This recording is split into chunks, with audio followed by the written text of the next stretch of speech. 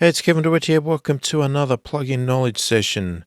This session, we're going to check out the Reverb plugin from Valhalla, and it's called VintageVerb. So I've heard great things about this plugin, and I've never tried it. So I thought it was a good time to give it a try, and while I'm doing that, I figured we may as well run through it together and do this tutorial and demonstration of the plugin and see what we think. I've heard so many famous mix engineers using this plugin that I thought I've really got to try this plugin out. I've been using UAD plugins for ages. I love their reverbs, but then again, I'm always looking for something new, something better, or just something different. It doesn't even have to be better. And I figured this is definitely worth checking it out. So the plugin, as its name says, is VintageVerb. It's supposed to give you some vintage reverb styles, and I'm hoping that it's very simple but sounds great. Let's just get into it and check it out. Okay, so here we go. This is the plugin, and as I've sort of expressed, the graphics are quite simple, very plain.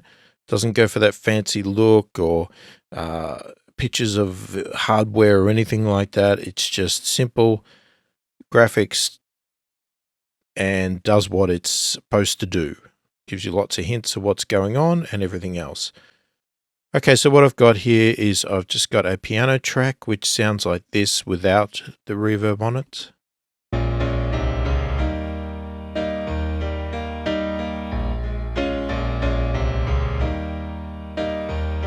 It's a nice sounding piano there. It's just got a little bit of EQ compression on it, nothing over the top, and it's got no reverb whatsoever. It's just got the inbuilt in.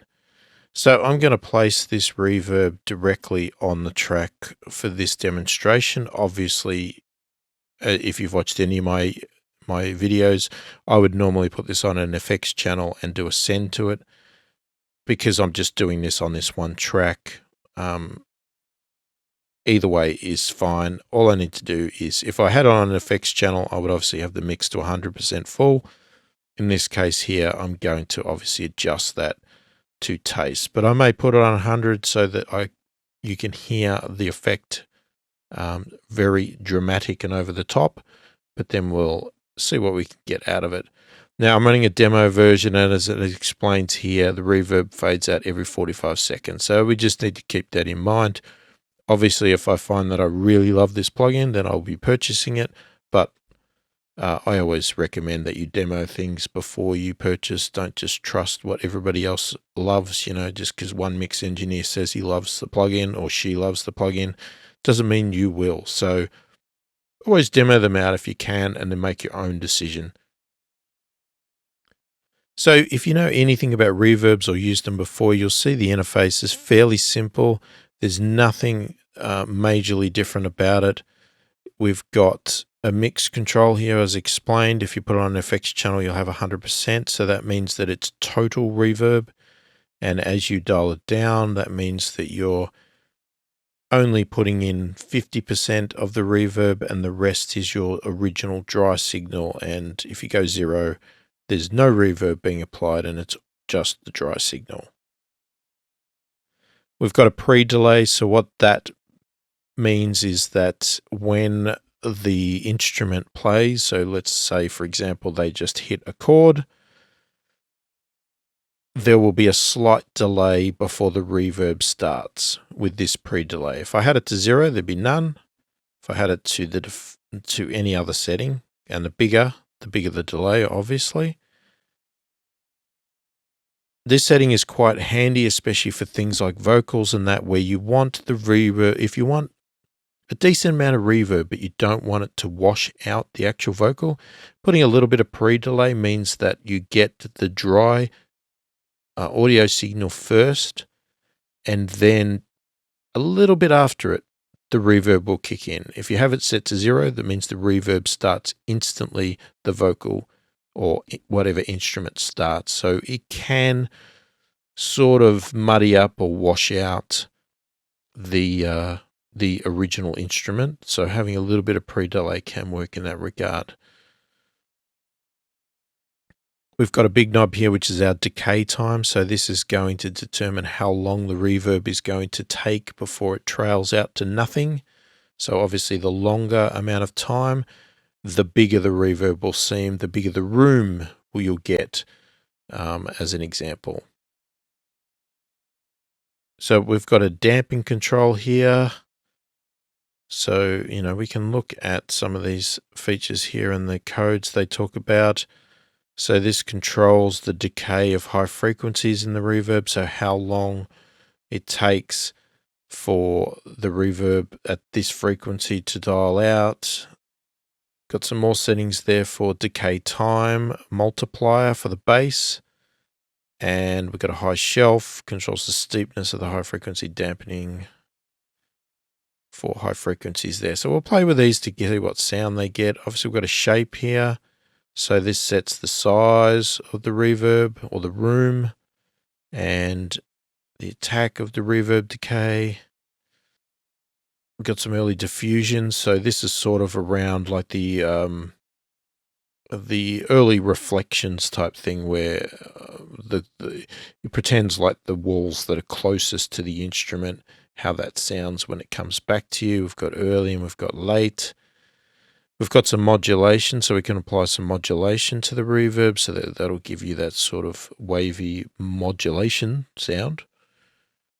And then we've got an EQ here, so if we want to make it a bit duller so it's not so bright with the original instrument, it sort of hides in the background a little bit, and we can cut some low end out so it doesn't get muddy. We've got some presets. We've got a mode here, which is concert hall, and we've got a color. Now, you can read the descriptions here. What we've got is various colors. We've got 1970s, 1980s, and now. So it's going to change the style of the reverb itself, and it actually changes the color of the visual. So we can look at the description there. So 1970s, you end up with, it's downsampled, 10 kilohertz bandwidth, darker, noisier modulation. 1980s, no downsampling, full bandwidth, dark, noisier modulation. And then now, again, changes the look. We've got no downsampling, full bandwidth, bright, clean modulation. So that's the difference between the settings, which is giving you an idea of how reverb sort of evolved over time and what their styles were. We've then got all of these different styles. And again, you can read descriptions of them: slow attack, low initial, chorus, dark tone. I'm not going to go through all of these because the descriptions, you can obviously read them to get an idea of what they are. So there's lots of styles here, lots of different reverbs. So I think let's just get into it and play with it a little bit. So we've got some presets as well. So we could create plenty of presets and create your own, and there's even some from a designer here. All right, let's just play with the settings and see what we get here. So I'll just put it to 100% wet so you can hear it. And again, here's the piano without anything. And if we bring it in,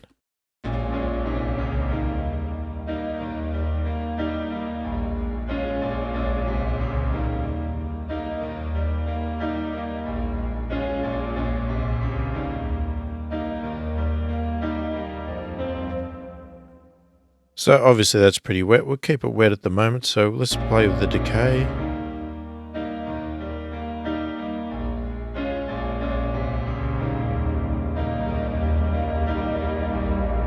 So obviously you can get some really big ones.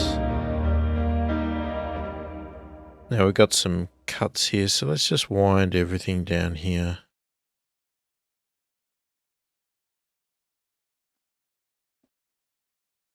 Let's just get everything off here. Let's just have a play.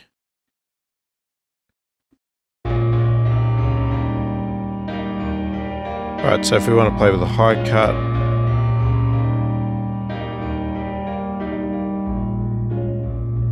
so you can see how you can really darken that up.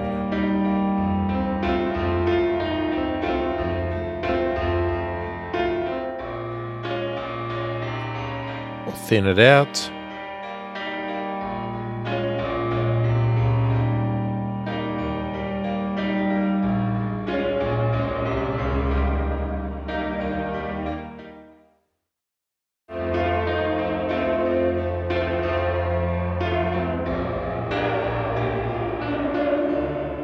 So if you want some modulation in there.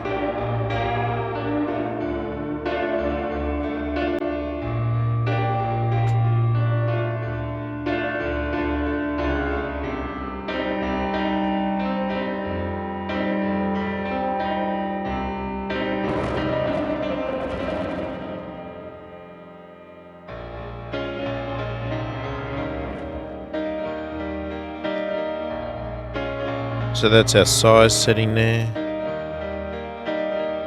You can hear some obvious echo when I go full.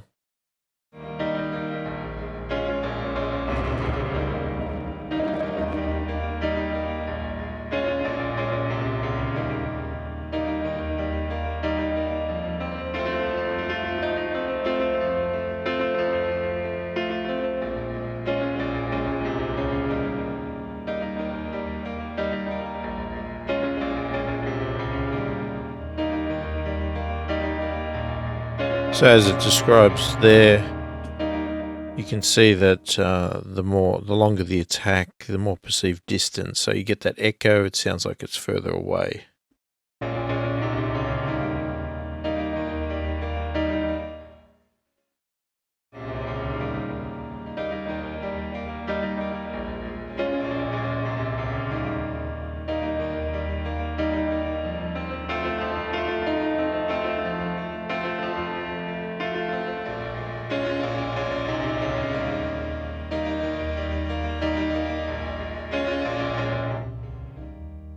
So that makes it really dark, and that's because of that shelf there.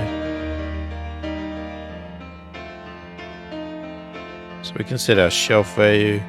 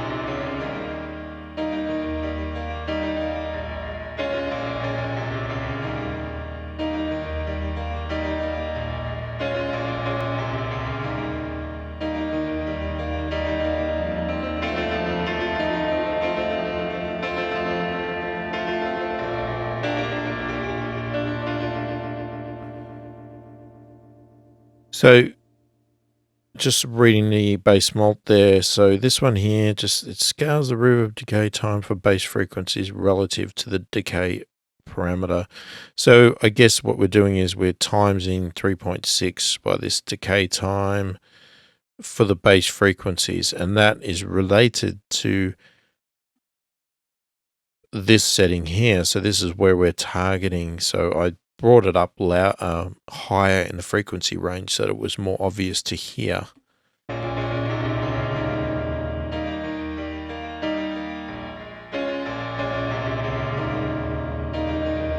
Whereas if I bring it down here, it's less easy to hear.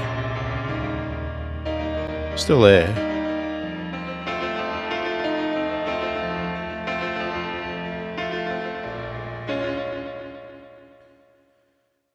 Okay, now if we play with the pre-delay.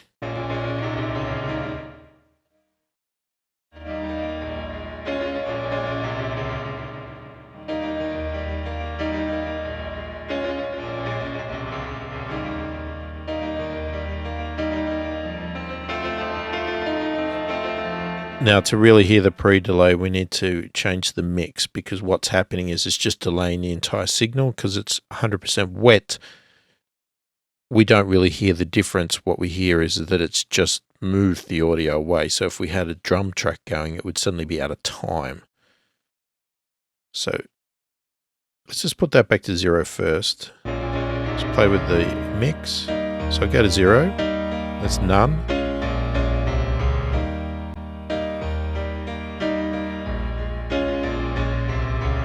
So I'm still going to make it pretty obvious so that we can hear it. And if we go to the pre-delay, you can hear it's moved away.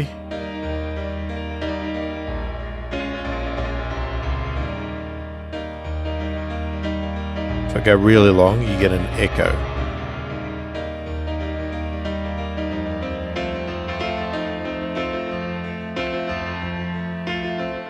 So in that position there, the reverb's right onto the audio.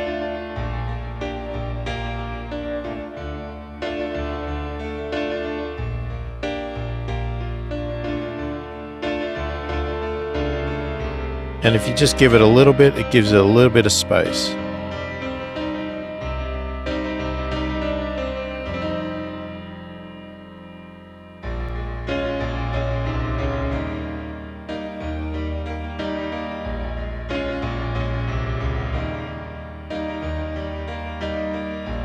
Let's just put it back to 0 there.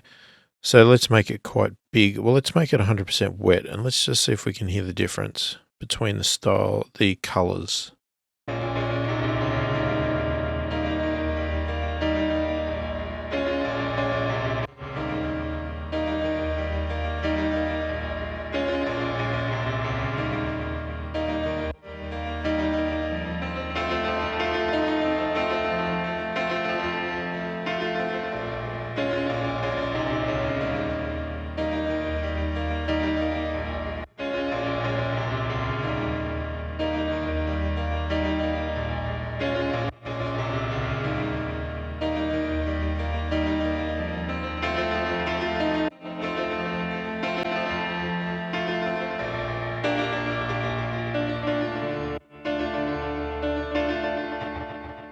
Pretty much definitely as it describes. So to me, the 70s one is quite dark. The now one is more brighter, more cleaner.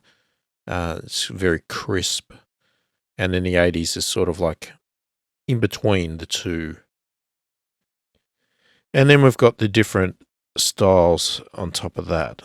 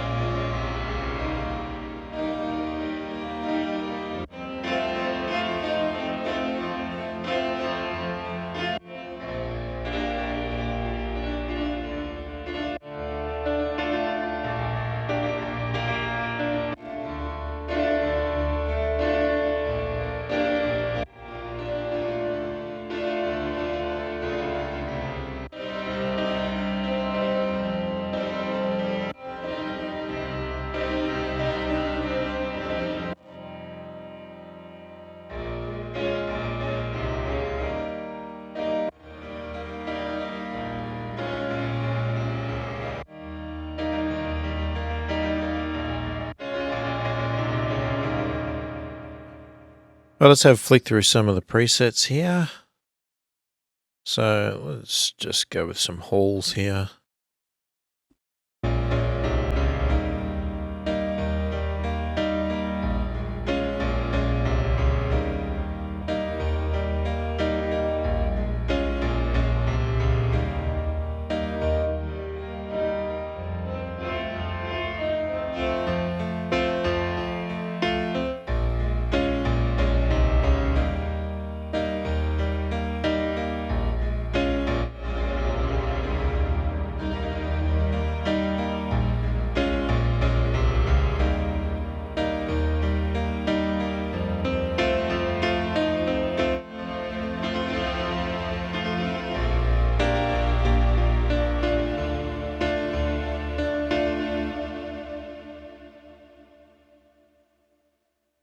One thing I like to do is listen to it trail out too. That sort of gives you an indication of the quality of a reverb.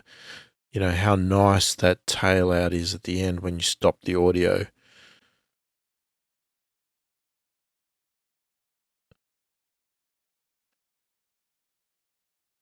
just check out some of these designer ones. Okay, that's a weird one.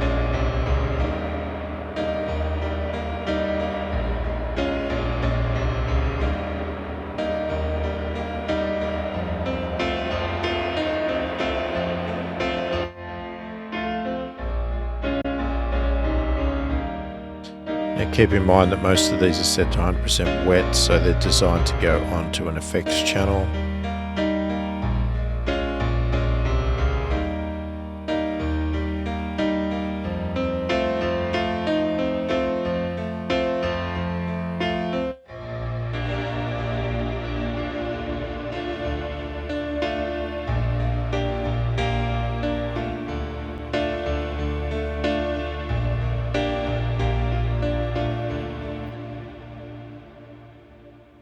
That's a really nice big space, that one.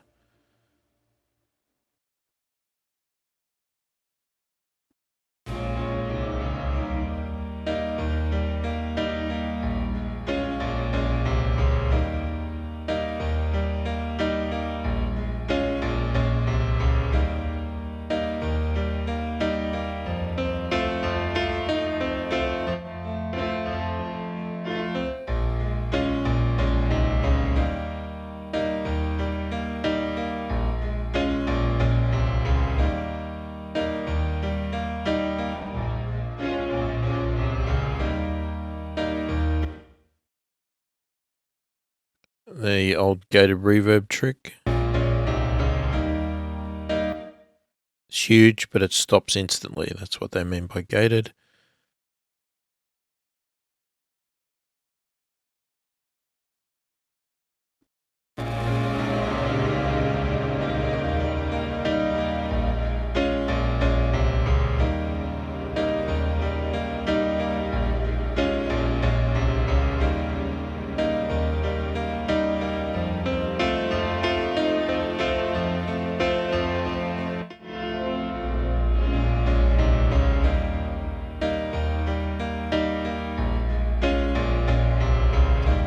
So just bypass it. That's the original.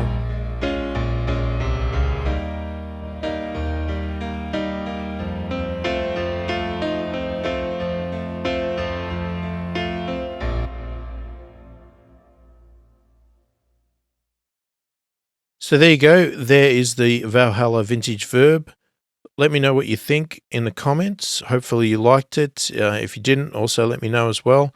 I'm curious to know your thoughts, whether you think it's worth purchasing or not. Does the GUI bug you, or are you quite happy to ignore the GUI, or do you like the look of the GUI? You may even like it. What did you think of the sound of it, and are you tempted to buy it? Let me know in the comments.